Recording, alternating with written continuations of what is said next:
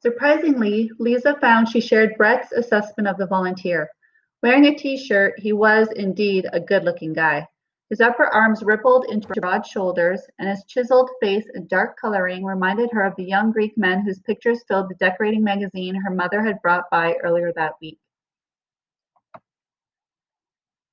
The theme of the issue had been the neo-Mediterranean style that was currently the rage in the homes of the rich and famous, but Lisa was sure the women who bought the magazine were more impressed by the male Mediterranean models than the furniture they sat on.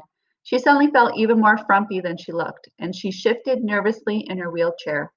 So, she began, then faltered, regretting she'd ever agreed to this. What do you want me to show you? The young man blinked. I don't, now he seemed to be the one faltering. I ain't sure. He ran his fingers through his hair, the dark curls rearranging themselves as soon as he removed his hand. What do you want to show me?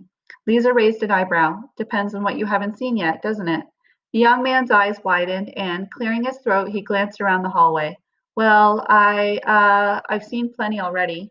Lisa looked down, horrified to find that her robe had parted, revealing not only her fixators, but also an unobstructed view of her crotch and her catheter, which were no longer covered by cuddly bears and puffy clouds.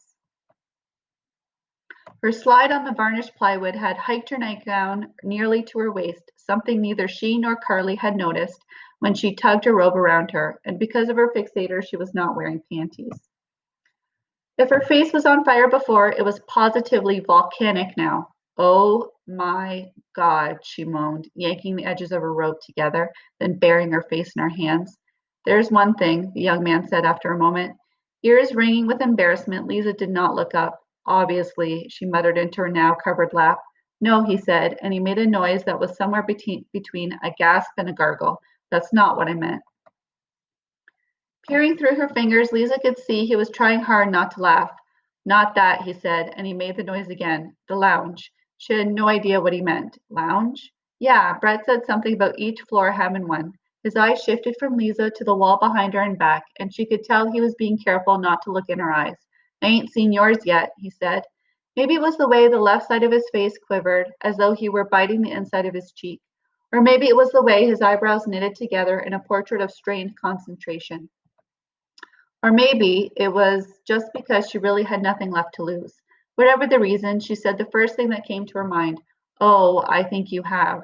Then they were both laughing, loud, gusty whoops that echoed up and down the hallway, and they continued laughing, Lisa gulping back sobs, Reef wiping his nose, both of them gripping their sides, and before long, curious patients and nurses were drawn into doorways to see what had caused such uncommon hilarity. Quite a view, Reef said as he looked out across Winter Street and Aberdeen Road. Far below, pedestrians in shorts and sunglasses were enjoying the August sunshine. In the distance, a patch of harbor glinted beyond office towers in the downtown core. Lisa rolled her wheelchair over to the window. There was no one else in the lounge, which was fine with her. Certainly prettier than the one you had earlier, she said, and then the two were laughing again. Lisa struggled to remember the last time she had laughed as hard. Really laughed with no holding back, and a memory surfaced of Ellen on the day Lisa passed her driver's test. In her excitement to show her sister her new Registry of Motor Vehicles license, she'd pulled quickly into the driveway and, pressing the gas instead of the brake, rammed her mother's Subaru into the garage door. Diane had been livid and was well into a full-volume lecture about motor vehicle safety when Ellen had appeared.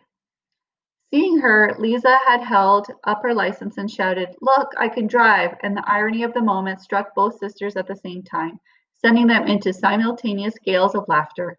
Even Diane, in the midst of her tirade, had begun to smile, then chuckle, then burst into wheezy gasps.